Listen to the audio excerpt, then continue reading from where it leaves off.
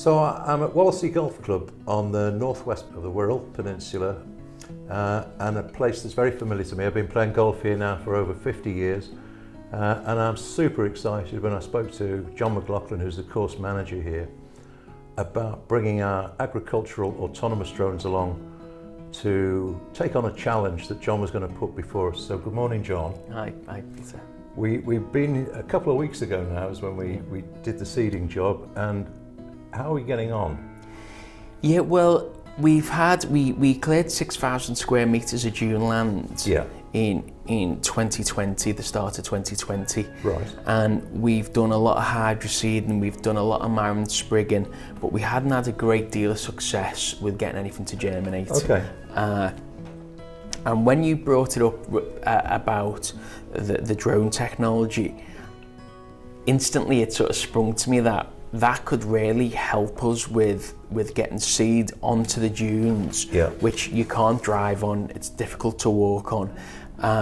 So I think it was a perfect opportunity for us to see how it works. So the actual seeding of the dunes was a lot more straightforward than I anticipated with the drone. So it was all done within a couple of hours. It was, well, the actual drone flying, was under an hour. So yeah, it went fantastic, the actual application, and we're just waiting now for the seed to germinate. So again, it's been a difficult sort of start to the summer. We've been in a drought for about 4 or 5 weeks now. Yeah.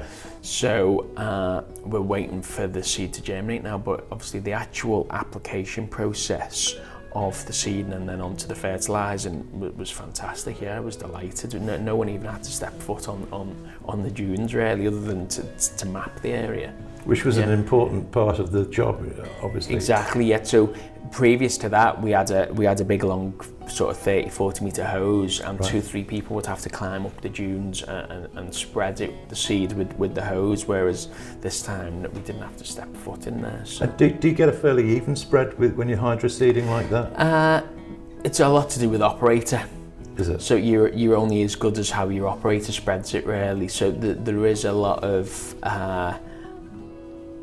there's a lot of potential for operator error, but obviously with the drone, it's all automated, so it takes that operation error out of it. Really. Kind of gives a guaranteed consistency. It gives a guarantee. Yeah, you're just looking at weather and days when it's not too windy. That'll give you the best opportunity to get the best spread. Okay. But actually, operational wise, it's basically done by computer. So. Yeah. John, you mentioned before that it took about an hour for the drone was actually in the air. How long would that take traditionally, and how many men are involved doing that? Yeah, the 6,000 square metres of hydroseeding, certainly on the dunes, is probably a 2-day job for 2 to 3 men. Right. Sort of 16 hours per person, so it's quite a laborious operation. And then we had to hire in the hydroseeder. It's not something we have on our maintenance fleet. So. Yeah, so you're looking at 54 hours of man hours potentially of spreading that. So there's a massive saving on time. There's a massive saving on time and man hours, yeah. As we've discussed, a pretty sizable saving to be had as well for the club. Yeah. Doing it by drone, because we could have done a huge amount more work within a full day, other than the seeding that we were doing on the tent. Yeah. But we've come in, just specifically to do the challenge on that. I'm delighted that you're happy with it. So John, a really important part of this for us, I mean, we're thrilled to bits to be invited to come to Wallasey Golf Club, especially being my home course. I've never actually mastered it yet, but I've played here thousands of times, I should think. But do you see a big future for drone technology in the golf industry? Yeah, well, it's really at the start of that. Obviously, the first time I saw it was when you guys come and done the seeding. So, but I do think there's a lot of applications that could be used with the drone now. Now I've seen it in action, and autonomous mowing is sort of the new thing in the industry. Yeah. There's been a lot of investment in autonomous greens mowers, fairway mowers, and that's yet to break through. But a lot of the manufacturers are pushing that as the next big thing, and I think drone technology is with that really, because it's basically autonomous application of seeds, of fertilizer, of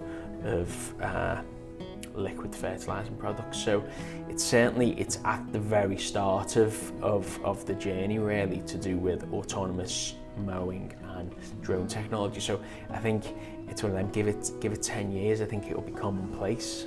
But obviously it's very early days at the moment, but I see a massive application for it, yeah. Certainly give it 20 years and every club will have a drone. But which and it'll be commonplace. It'll be commonplace, but yeah, it's obviously we're very early into the technology, but it's got a lot of it's a versatile piece of machinery that can do a lot of applications. Yes. What do you see the other applications being primarily for a drone? So there could be liquid applications of fertiliser, of wetting agent, potential biofungicides.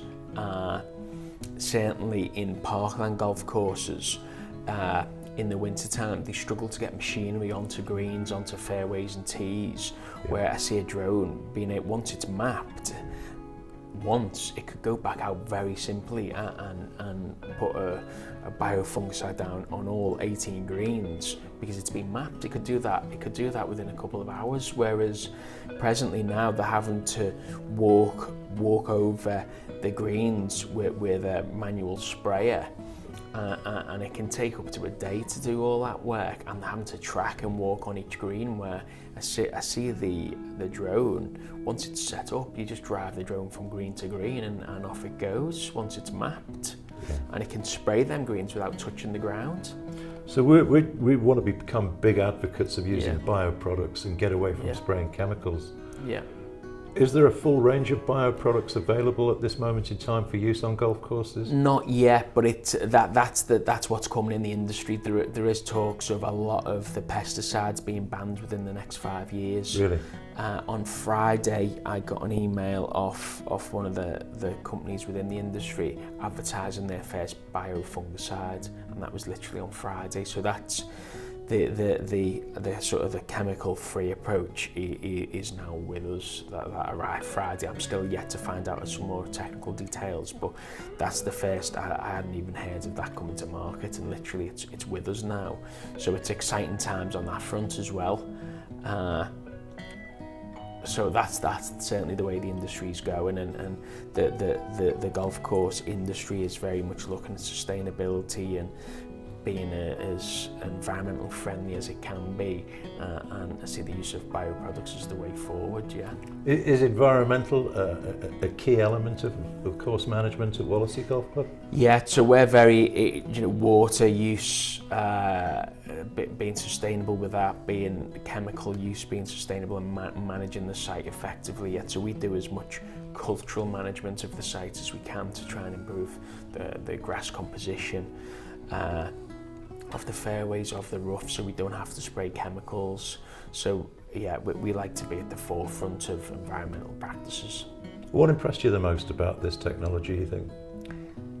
I think the speed and the ease of setup. I think if obviously we were using it on the dunes on the 10th, but I think once the greens are mapped, I think it would be very straightforward for, once they're mapped, you could go back out the following day. You're not mapping them again. You're just setting the drone off again. So you see the time coming when they'll be sort of garaged up in the greenkeepers' huts down there, and mobilised perhaps automatically through the night. And that's the way the autonomous mowing's going. At my previous club, we worked with one of the main players in autonomous domestic market for mowing. And we had a domestic mower on the golf course mowing about 1 hectare of grassland around the maintenance facility, and that was operated with a solar panel, and that literally used to just take itself out, cut the hectare, and put it back in and charge up,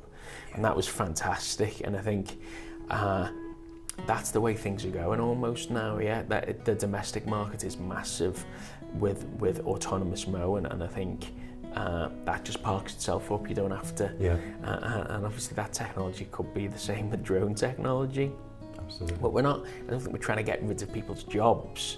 I think we're just trying to make things more straightforward and more environmental best practice, because you still need the people to set them up and make sure there's no debris, make sure everything's fine. But I think the automobile industry went autonomous a long time ago, Yeah. and I think a lot of industries are following suit. Okay. Do you have any visions about using QuadRotor Services to do more drone spraying and seeding on Wallasey? Yeah, so I think we've obviously had a really good start and got the ball rolling, and I think certainly potentially fertilise and spread and fertiliser applications. There is different applications we'd certainly be able to use it again. Again, I'm not expecting every June to be perfect straight away, but I think it could be an ongoing process over the next couple of years to get where we want. And we're also looking to potentially put some more dunes in and really naturalise the site more. And I think we could use it, for them areas as well. So look, I'm going to end this up, John, by saying I've never been classed as the greatest salesman in the world, but I like to think that I've got a product here and a service that a lot of people will want, and there isn't a huge amount of competition at this moment in time in the UK. These products are used worldwide now. They've been in Asia for 15 years or more, and we're on 9th generation drones now. So yeah, just to finish off, John, thanks ever so much for letting us come here and do the demonstration, and it's lovely to hear that we'll be back here at Wallasey Golf Club. But I'd like to think that my sales ability is a little bit better than getting some traction going in 10 years. So I've got an idea, and I wanted to ask you, we'd love to for you to invite some of your pals within the industry to come along to Wallasey Golf Club, and we'll put on a demonstration to show exactly the capabilities of our autonomous agricultural drones, maybe on the practice ground, maybe out on a part of the course, but to get multiple people here to be able to see what you've innovated here at Wallasey for themselves. Yeah, well, I put a little bit of a thread on Twitter when we first used the drone technology, and it got a lot of traction. So a lot of people within the industry are keen to see it for themselves. So it is sort of, a lot of the course managers, greenkeepers want to be at the forefront of, sustainable management, and I think this is part of it. So I think, it's exciting for people within the industry to see where this can go and being at the start, yeah. So watch this space. We're going to put some invitations out from the man himself here, John McLoughlin. John, thanks ever so much. Yeah, no problems. Cheers, Peter. And I look forward to seeing you again soon. Brilliant. Thank you. Thank you. Thanks.